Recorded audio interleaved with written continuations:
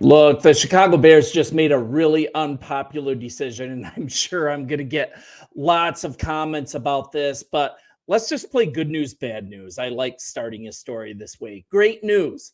The Chicago Bears have a terrific defense. It might be the best in the NFL, but let's lowball it and say that it's top five. Bad news.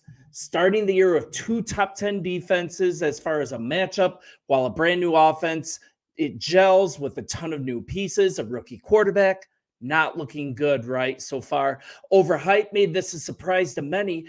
It might be rough going forward, but I'm going to advocate something that's super unpopular right now. I don't think the Bears should change anything on this offensive line. There, I said it. And the Chicago Bears believe the same, regardless of the talk outside the building. And I'm going to go to the story on bleachernation.com. You guys check it out. And I'm going to say this, as horrendous as it's only been 2 games. That's why head coach Matt Eberflus, he said today that no changes are coming for the starting unit. And this is ahead of the matchup with the Colts. And just the direct quote, we're looking for continuity, consistency, and communication.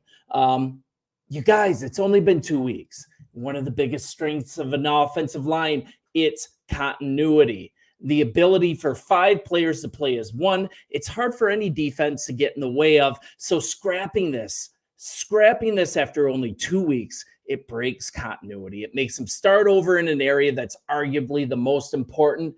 And we absolutely knew the offense was going to be a work in progress. So many people in the fan base are just freaking out, giving up on the season after 2 weeks. New pieces everywhere, a new offense, a rookie quarterback, and left guard Tevin Jenkins. He's going to miss practice today with a deep thigh bruise. I think he's going to be okay. Matt Pryor is going to take first-team reps in practice, but expect the combination of Braxton Jones, Jenkins, Coleman Shelton, Nate Davis, and Darnell Wright to remain the starting unit, at least in the interim going forward. And this is a game coming up against there's a game coming up against the Colts, right? You might have heard about it. I think the real conversation about this line starts after this game. And also, the Bears aren't planning on changing it at this time. I'm still on board with a possible benching in Nate Davis. I'm not upset if that happens. It may have been a desire for the coaching staff to already do so. But then you had the Ryan Bates injury. That was going to be the perfect pivot point, and it might have been the coach's pivot point. He was already out snapping him in the previous game, but he ends up needing to go to IR. So the Bears are kind of forced to keep him in. The only possible pivot is Matt Pryor. The situation needs to be bridged until week 6. And then if it hasn't gotten better by week 6, then more choices are available. And Larry Borum, he'll be ready. So will Bates to at least have a rotation here. And you guys, we have got an easy slate of games for the next 4 games. It's going to be fully possible that 4 games from now, this talk of the season being tanked, this talk of the offensive line not being up to the task, it might be ancient history, and people stop doing reactionary stories online to get clicks. And the reality is, this line has not had nearly enough time to gel. We're talking about a rookie quarterback, a center who's on a new team, an offensive coordinator who's new to both, and assuming that Shelton will pick things up on the fly. Him and Williams will operate like experienced veterans. Eventually, when they just started practicing together, is just misguided. It's not going to happen immediately.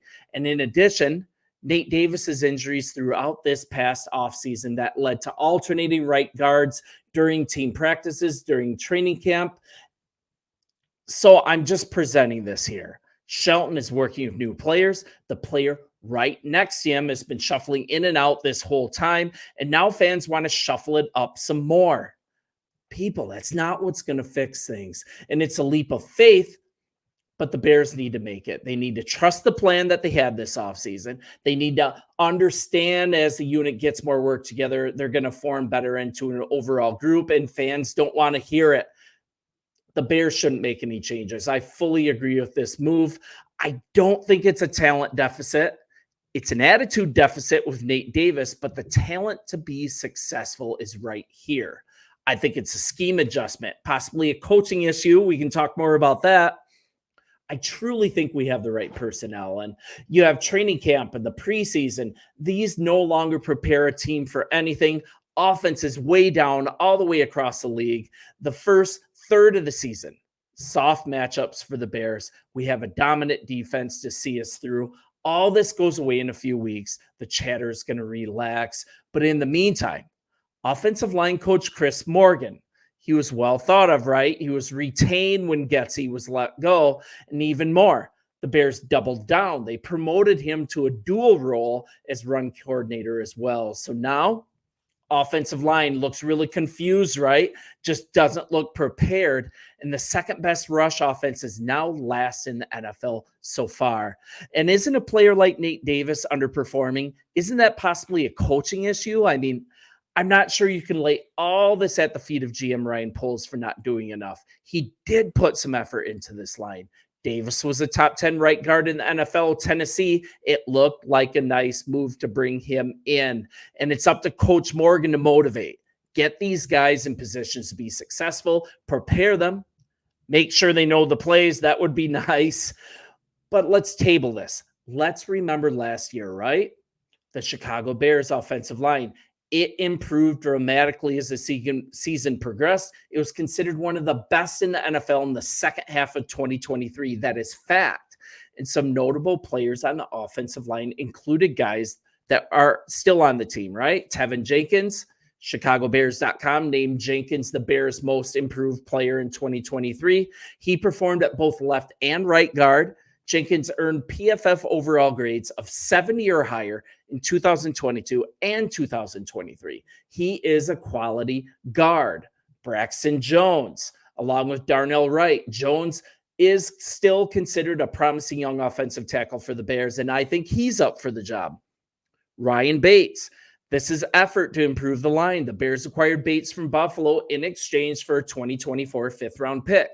Bates is expected to help complete this offensive line and take it to the next level, but he's got to get off IR first. And I mean, Poles has done everything he can as improving the defense to keep this cap healthy, to not make these huge reactionary moves. And I think if we're looking at a full team rebuild just 3 seasons later, to have this team in the position that it's in, to have this offensive line actually pretty decent, they're just not playing together yet. I don't think it's time to do this nonsense, like reshuffle all the positions, fire GM Poles. He doesn't know what he's talking about. I've saw all sorts of things in the comments. And if you think about it, and I'm thinking about it objectively, if I was GM Ryan Poles, I think I would have approached this in a similar manner. Looking at the end of last year, hey, this line is coming together. I'm going to provide some receiving help. I'm going to finish off this defense. I'm going to find a center. He even drafted Amagaje as a future piece. I actually love him as a player moving forward, and he's ready to start contributing. And then you look at Coleman Shelton. He was going to be in the competition with Bates, but Shelton was a very competent center for the Rams. I mean, the personnel is here to be successful. And I think a lot of this can be laid at the feet in the interim to Coach Morgan. It's up to him to oversee these 2 parts of the offense that are in free fall, right? He needs to do his job, and all this talk about replacing players and shuffling guys out of position, it's not the answer. Keep the guys where they are. Allow them to gel. Stay with the original plan. An easy 5-game slate is coming up without a premier defense to face in the lot. The defense is going to handle things. The offense is going to have a chance to catch their breath, to come together. That's my dog, Dante. What's up? So let's be patient. If that means Nate Davis has got to hit the pine, then so be it. But with that being said, I don't want to be all Pollyanna. Let's be realistic and look at the numbers so far. So we're looking at a line that ranks 30th in ESPN's pass block win rate stat through 2 weeks, 43%. That's terrible. They're the 24th ranked offensive line in pass block grade in true pass sets per PFF. That's not good. Only one offensive lineman who ranks in the top 20 in pass block win rate. That's center Coleman Shelton, unbelievably.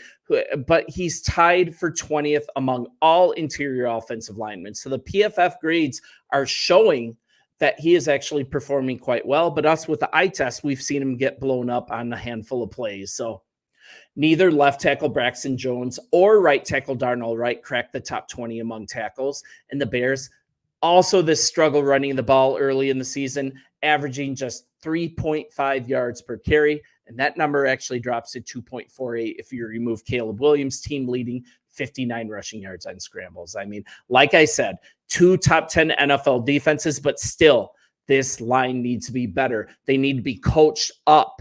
And the Bears don't have any players in the top 20 in run block win rate. And there's not a good number to be found. But we're looking at 8 straight quarters of struggles. The Bears, they do not plan on changing up their offensive line. And I think this offensive line is going to come together. And there's nowhere else for them to turn anyways. Easy fix. Insert Ryan Bates in for center Coleman Shelton or right guard Nate Davis, but he's on injured reserve. That's not going to happen until week 6 if it's necessary. Third string center Doug Kramer. That's not an option. Neither is playing third rounder Amagaje. He's not ready. He hasn't played football since November, missed most of camp, rehabbing, not an option. Then you look at Matt Pryor. I think he's a super valuable depth piece. He has championship experience, but not really the type of player who can be a cure-all for all that ails this line. And the Bears' only answer, at least until Bates gets back. Current unit, take a poor opening stretch personally and play better. And Tevin Jenkins has even acknowledged that there is some tenseness in this locker room, and hopefully the fire has been lit. And this to hear from head coach Matt Eberflus one more time. We're looking for continuity, consistency, communication, and getting better. That's what we're focused on. I go back to my original comment. It's fundamentals and basics. It's important that we get that down as a group. So we're going to get back to that. That's what wins football games. And you guys, we are 1-1. We are going into a winnable game against Indianapolis. Their defensive line, it has lost its teeth with DeForest Buckner going on IR. They have injuries in their secondary. This should be a get-right game for this offensive line, be able to build some confidence, be able to kind of catch their breath and start working together as a unit. And I think, you guys, 2 weeks in, I know that was a winnable game against the Texans, but to even think that that game was winnable, huge testament to our defense, huge testament to the fact that this defense is going to carry the water while this offense is getting their legs. And man, it would have been nice to win that game, but this offensive line needs to play together a bit more. This offense needs to be fully installed. We need our rookie quarterback to get fully acclimated to this game. We just don't want him to get acclimated by acclamation. The NFL is running for your life. So for one, I have confidence that this is the right decision. I think this offensive line is going to come together. They showed with most of the same personnel that they were able to gel and play super effectively last year. One of the best lines in the NFL, the second half of the season, really contributed to the winning streak that the Bears put together to close the season. It was just too little too late after that start. So I don't think we're going to have that kind of start. We've got 5 easy games. I think we're going to be easily 5-3, 6-2 coming out of that stretch of games, ready to hit the hard part of our schedule. And by then, this offense is going to be humming, and all this talk is just going to sound like reactionary drivel. So you guys, I know you're going to let me know. I know you're not going to agree with me, and I'm okay with that. But yeah, let's see how this shakes out. You guys are awesome. Bear down. We can agree to disagree, and I'll talk to you soon.